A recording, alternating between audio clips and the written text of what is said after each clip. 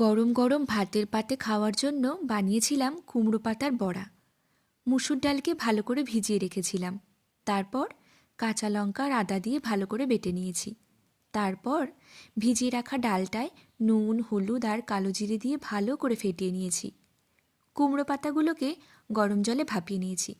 এবারে তৈরি করে রাখা ব্যাটারটা দিয়ে দিলাম।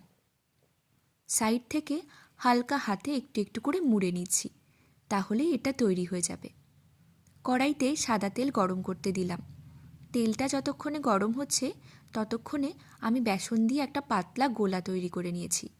এবার বেসনের গোলায় চুবিয়ে এপিঠ ওপিঠ লাল লাল করে ভেজে নিলেই তৈরি কুমড়ো পাতার এই বড়া রেসিপি।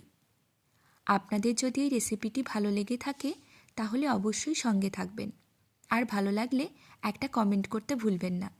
দেখা হবে পরবর্তী কোনো নতুন ভিডিওয়।